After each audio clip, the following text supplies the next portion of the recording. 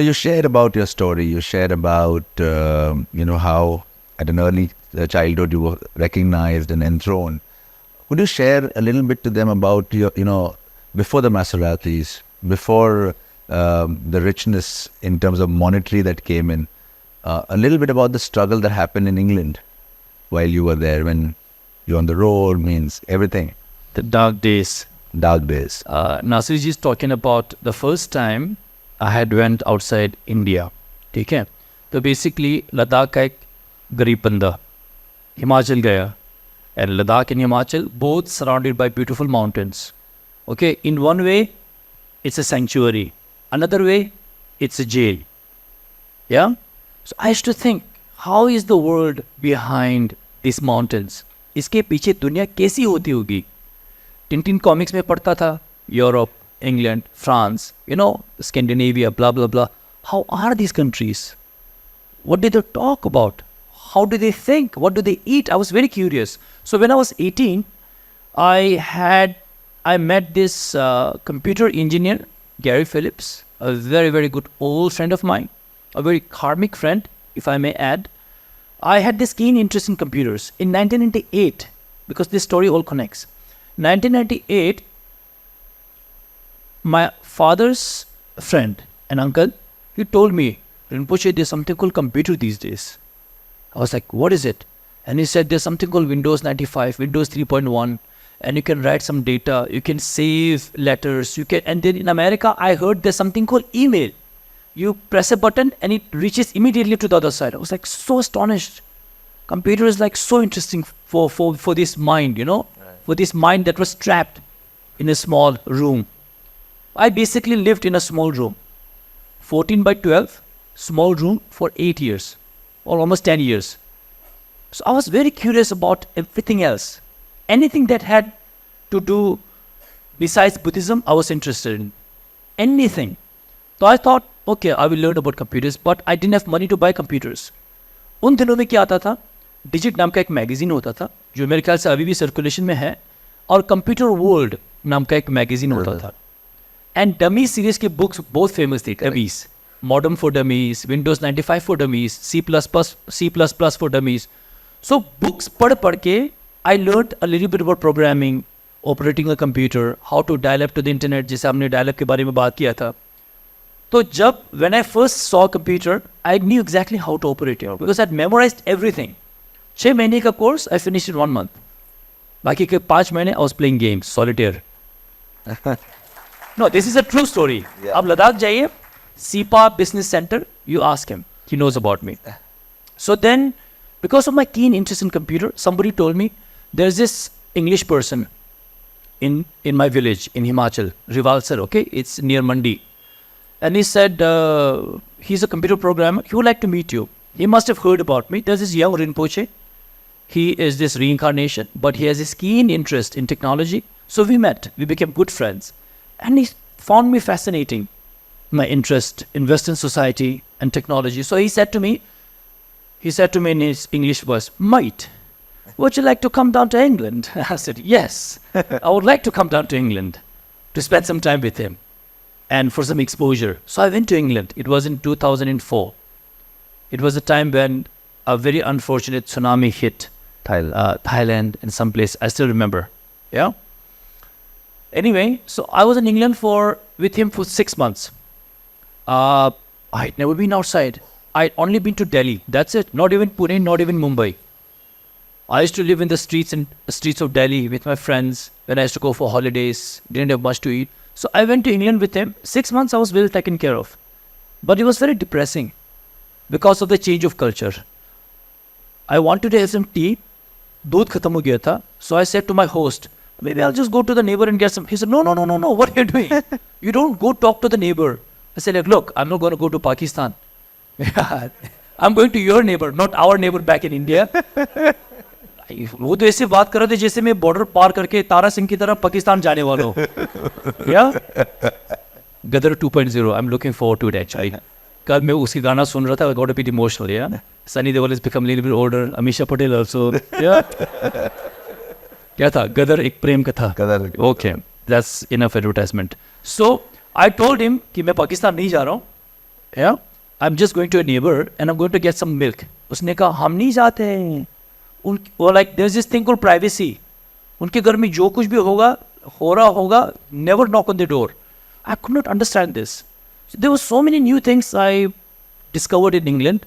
उनकी society बहुत अच्छी है. But then I did not adjust and I got a bit depressed. वहीं से थोड़ा start हुआ. Then my host told me, Gary told me, you have always been provided for. Yeah, being a Rinpoche, I didn't have a luxurious life at all. Simple tal chawal, simple clothes. But I was always provided for by my followers, by the monastery. ठीक है? ना मुझे कपड़े धोने की ज़रूरत थी, ना मुझे दाल चावल पकाने की ज़रूरत थी, मुझे तो पानी भी उबालना नहीं आता था. So he said like you should learn the value of money, of living by yourself, paying rent and so on. So I said, what should I do? He said like go get a job. I wanted an Xbox. I love games, yeah. I wanted an Xbox, the original one. I said like please buy me an Xbox. He said no, I'm not going to buy you. You should earn it for yourself. I said how do I earn it? He said you work for it. So I went to a pub and I worked as a chef's assistant. Bartan dhona, sabzi katna. I've never seen a sabzi in my life before. Yeah, cooked sabzi, yes, but not a raw sabzi. I learned how to chop vegetables. I learned how to clean dishes and so on. After 6 months, my host told me, you have to go back to India because your 6 months ka visa khatam ho chuka hai. And I told him, I'm not ready to go back. Then he said to me, you will not be my responsibility. You have to go. I have to drop you to the airport as per home office rules. Otherwise, he'll be liable. So I said, okay, you drop me to the airport. I had 20 pounds in my pocket. He dropped me to the airport. I came back on the bus. I didn't catch my flight. I lived illegally. No, there's nothing shame in it. Yeah, I lived illegally in England for 1.5 years. But ab kahan jaun? I didn't know anyone. So I came to the park and I slept on the bench for a few days. I had a guitar that I wanted to practice. I had a book by Jimi Hendrix. Learned how to play guitar by Jimi Hendrix, something like that. So I was playing, learning to play, living in the park. People thought I was a bhikhari. They would put some coins, on my bag. And I really suffered. But then a friend of mine, Malaysian girl, she helped me. She took me to her house. She put me a bed on a mattress on the floor. I lived with her. And then I managed to get a job. And then managed to find a very simple place to live. I had an air mattress.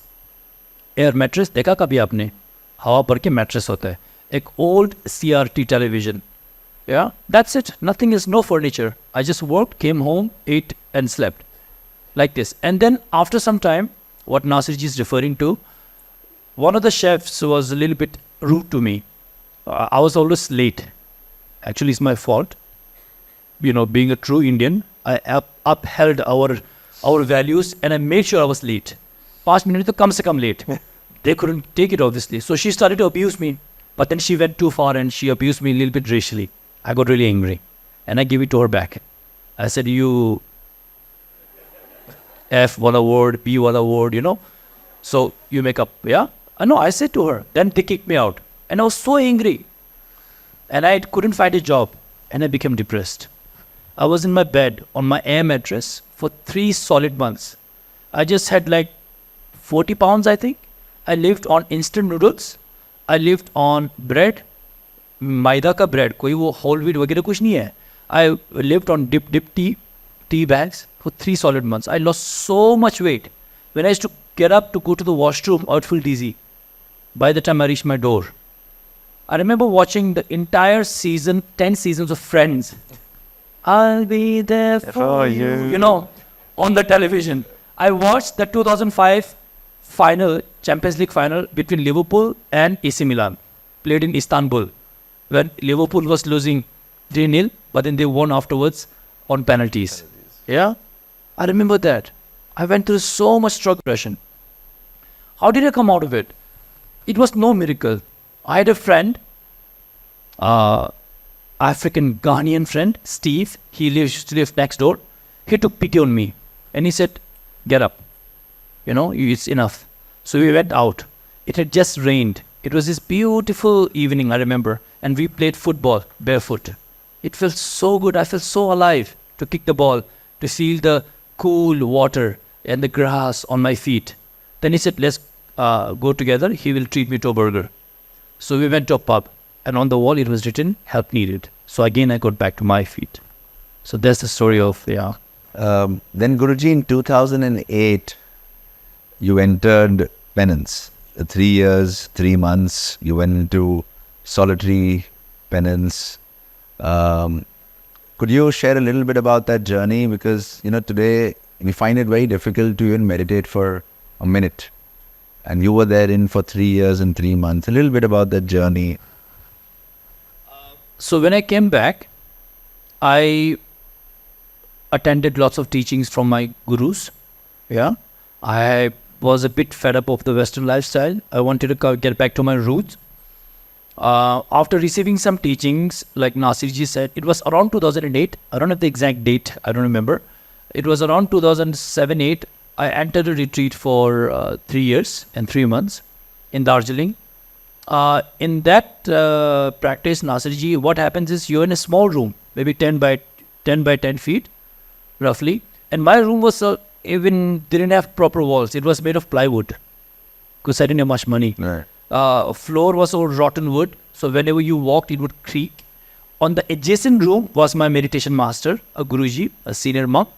Between us was this very thin plywood. Plywood, I just mean plywood, nothing. You would knock, you could literally shake the whole wall. Top pe sheet tha, and in Darjeeling it rains a lot.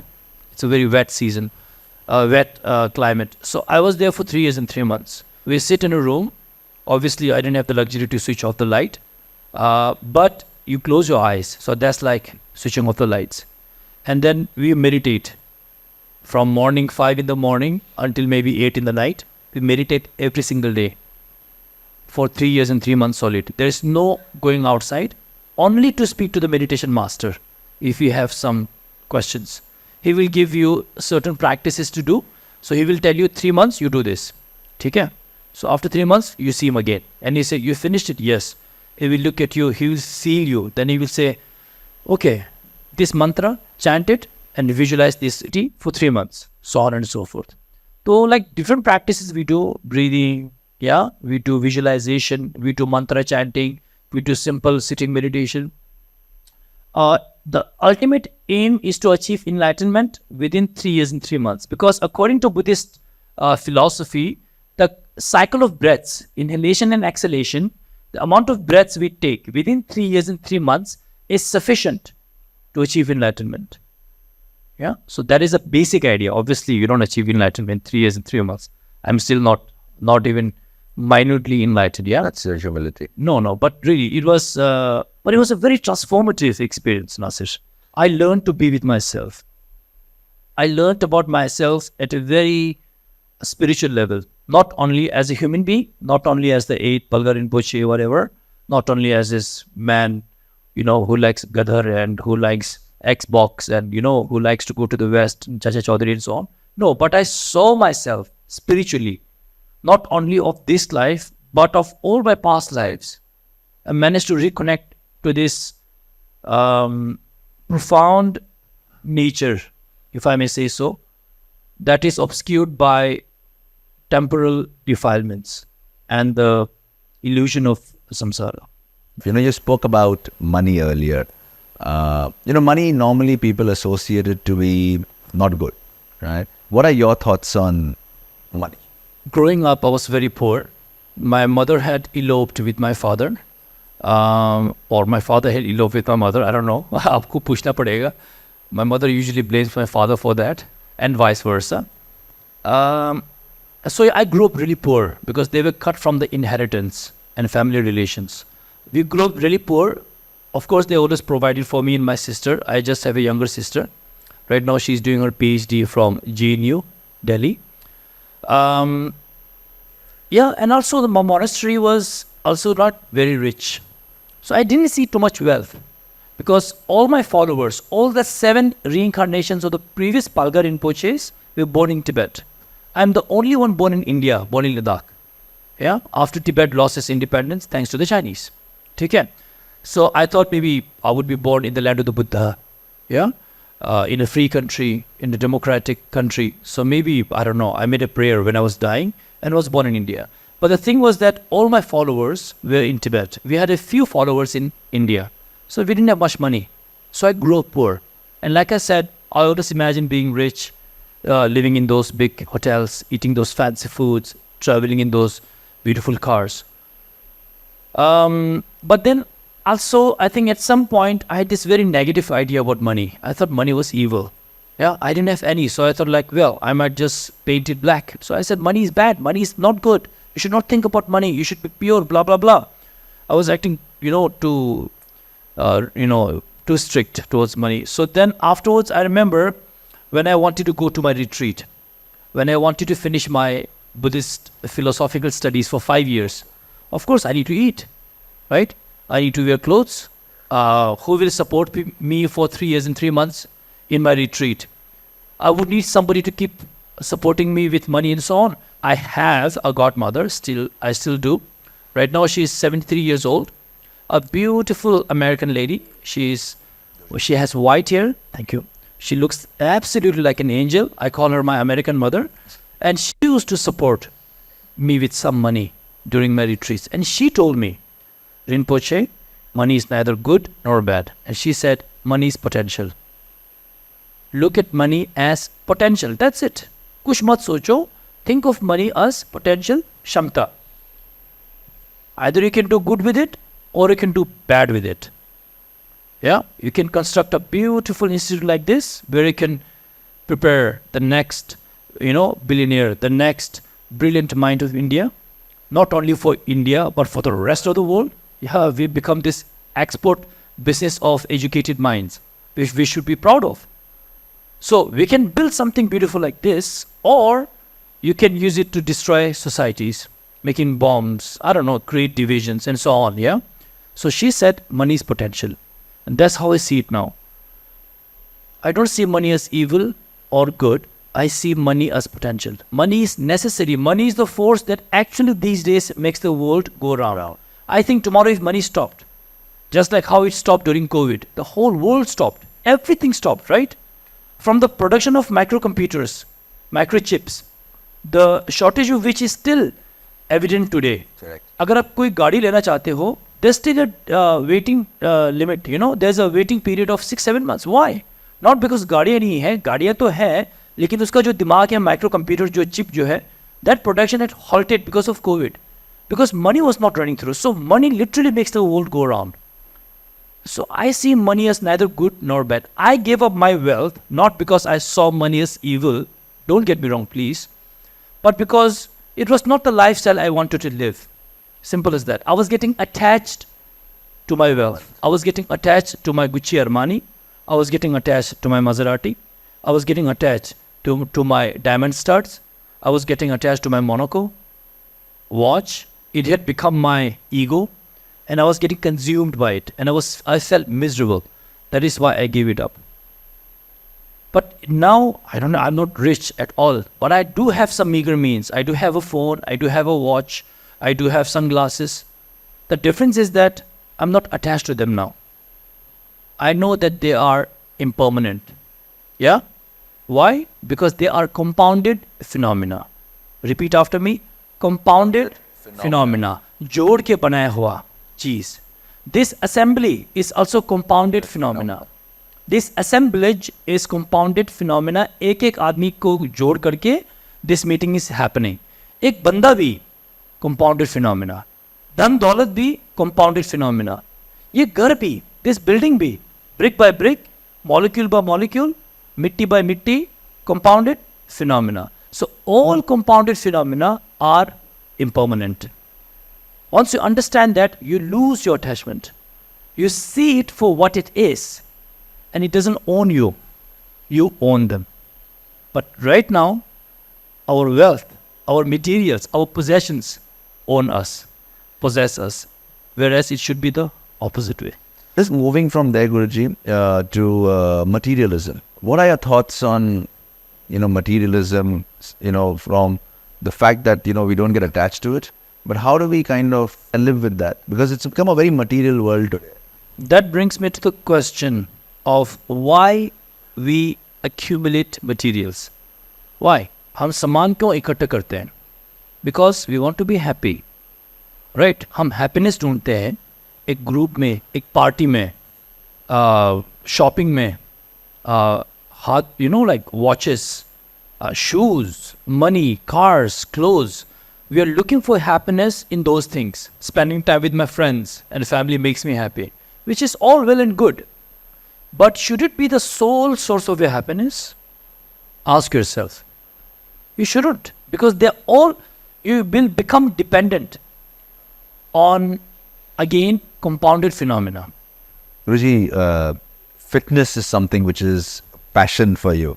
And, considering the fact that, you're a spiritual guru, you're a spiritual leader, normally you wouldn't associate fitness with somebody like you. How? Why? I remember going to Portugal. I wanted to go to the beach. Obviously, I cannot go to the beach like this. Yeah. So it scared the hell out of everybody. Maybe in India, it might be acceptable. I went to Juhu 2 months ago. Night walk with some friends. It was lovely. There were people there, but they did this. Accepted in India. But not in Portugal, for God's sake. So you have to dress according to the place. So I went to H&M to buy some shorts, buy some t-shirts. So I remember I was in the changing room. Our changing room में क्या होता है कि चारों तरफ glass होते हैं ना. I shut the door. I stripped down to my underwear. I was trying some shorts. I dropped my t-shirt. ठीक है. ऐसे किया. मैंने देखो एक कुछ निकल के आ रहा था. Something literally just came down. It was my belly. I was like, what the hell is this? Really? My belly had come down to my knees. And I looked in the mirror. I was like, who is this guy? Because I was always very slim. And I thought, this is not healthy. So I have to change my lifestyle. The body is the only thing that I have from birth till death. This is the only thing that I truly possess, that I truly own, that I carry with me, that I present to people. Yeah? So I thought I have to take care of it. Then I started to eat healthier. I went to a gym. I paid some trainers. They taught me all the principles of working out, eating well and so on. So I've been working out on and off since 2012-ish. My philosophy, why I continue to work out, even though I've lost my, the extra belly and extra weight, is that I have become a proponent of total well-being. I don't only believe in the spiritual and the mental well-being, but I also believe in the physical well-being. Because your bodies, after all, are the vessels of our minds. If the vessel has some cracks, if the vessel is impure, if the vessel has some faults, the mind also suffers. The quality of life suffers, Asif ji. Utna betna, chalna, दौड़ना, कुछ सामान लेना. You know what I mean? थोड़ा सा भी वजन उठाना आपसे होता नहीं है. छोटे छोटी चीज़ों पर you get injuries. ये हो गया, वो हो गया. This you can all prevent. Then the medical bills, for crying out loud. We spend so much money not taking care of our body, eating whatever we want, spending money to eat, and just literally destroy our body. And then afterwards we spend even more money going to the experts, doctors, getting injection, getting surgeries, this and that, getting expensive treatments. I just don't understand. Just take care of your body, done. Na rahegi baans? Na bajegi baans, sorry. So I haven't seen a doctor for only COVID ke time mein, I had to see a doctor because I almost died. Okay? So I have to put up my hand and I said, last time I saw a doctor was during COVID. I had COVID and I went to see a doctor. That's it. Otherwise, I never see a doctor. I eat healthy, I live healthy, I work out every day at least 2 hours. I have a very strict regimen of high intensity interval training based on the Tabata protocol, 20 seconds on, 10 seconds off. I do lots of weight training, weightlifting. Basically, that's it. And very clean eating, as much as I can. Except when Nasir ji happily feeds me. Yeah, I will just put it like this. This is his love. That's different. ठीक है. तो पुणे में सब कुछ माफ है. But कल के बाद फिर वही उबला, वही घोड़े का चना, वो सब फिर से resume. No, I don't eat that strictly, but I eat a very balanced diet. Yeah. So that's my philosophy. Total well-being, physical well-being, mental well-being, spiritual well-being. Guruji, we spoke about the trifecta, and I thought it's very important because a lot of time, everybody talks about a couple of elements of the trifecta. They don't actually talk about the third. Could you share your thoughts on the trifecta? Has anyone been to Ladakh? You will find 3 stupas. Stupas represent the Buddha's mind. ठीक है? The statue of the Buddha obviously represents his body. The scriptures represents his speech. But the stupas, these monuments, these beautiful, peaceful monuments, represent the Buddha's minds, enlightenment itself, in a physical form, in a monument form. And there are 3 stupas, which you will find almost everywhere, Nasirji. In the center, there is white. To the right, there is yellow. And to the left, there is blue. So it is a very Buddhist principle that you mentioned right now. This trifecta. White is represented by Bhagwan Avalokiteshwar. Avalokiteshwar, representing compassion. White, compassion. Yeah? Love, compassion. Yellow is represented by Manjushri, the Bodhisattva of wisdom. He has a blazing sword in his hand to cut through our ignorance. He has a pitaka, a scripture in his hand to give us the knowledge.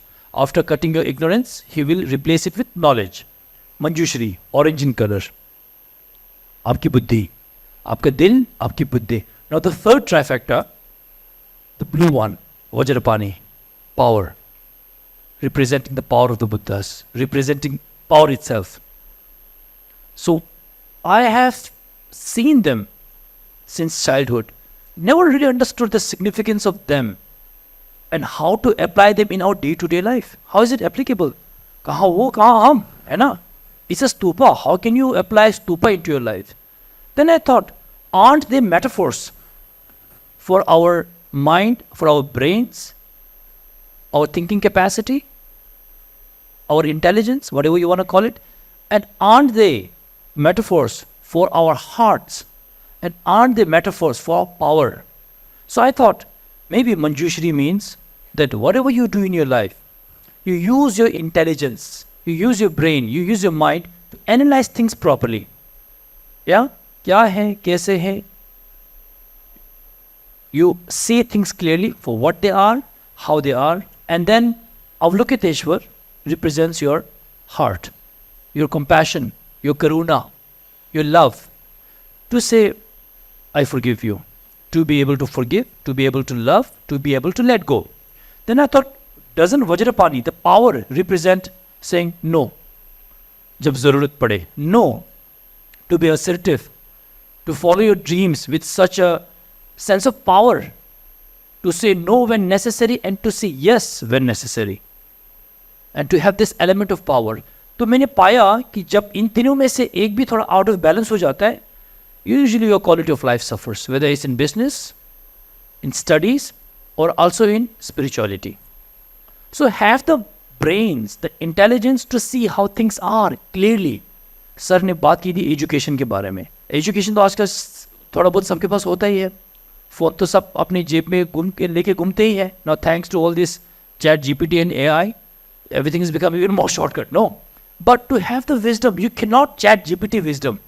You cannot chat GPT converting a van into a passenger vehicle and also a transport vehicle. That takes wisdom, no? So to have the wisdom to understand how things are, how it is, whatever situation, to have the heart to love, to forgive, to let go, to be compassionate, and then the power to say sometimes no to certain people who may be trying to take advantage of you, who may be trying to take you for a ride, or sometimes in order to, for the greater good, to say, to be slightly stronger towards someone. That's what I think the trifecta. Wisdom, wow, compassion, and power. A few tips to them that you would like to tell them that can help them in their life ahead. Visualize yourself in a position. सोचो अपने आप को आंख बंद करके imagine yourself sitting on a desk at a very successful multinational company making billions and billions and billions of dollars. Imagine yourself like that and work towards that. आपको जो कुछ भी आपका dream है, चाहे starting from small or trying to start big, whatever it is, कहीं भी हो, कोई भी position हो, always visualize yourself at a position, and the power of visualization is so strong that things will start to manifest. But simply sowing the seed of visualization is not enough. You have to put the water of perseverance. You have to pour the water of diligence, of patience, of hard work, and most importantly, compassion. You're studying together. No. कोई यहाँ पर अकेले तो पढ़ने नहीं आया ना. How can you succeed? How can you thrive in your class if you're the only student? Thank the other person. Thank the other students because of your competitive nature, because of your achievements yesterday, the month before, in that test, in that whatever, they've raised the bar. So you're dependent on each other for excellence. Yeah? Drive each other with good competition, with good drive towards a good goal. But be compassionate along the way, because not everybody has the mental faculty to remember everything. Not everybody has the same level of perseverance that everybody has. Some people might be lagging behind, but they also have dreams. So be compassionate. Don't tease other people. Don't bully people. Yeah? Just be kind to each other. Aspire, but also work towards. Dream, visualize, but also work towards. ठीक है? मेहनत करो यार. Whoever have invested in you, have dreamt on your behalf, give them something. Don't be a failure. Don't keep circling, in the same spot. चक्की का जो wheel होता है उसकी तरह नहीं.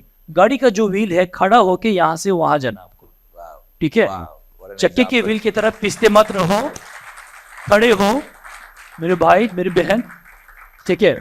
And then go from this place to that place. आपको वो 10-15 साल अच्छे काम करने हैं, ना केवल अपने लिए, लेकिन अपने समाज के लिए, अपने परिवार के लिए और अपने देश के लिए. Make a change. You can only make a difference if you earn money.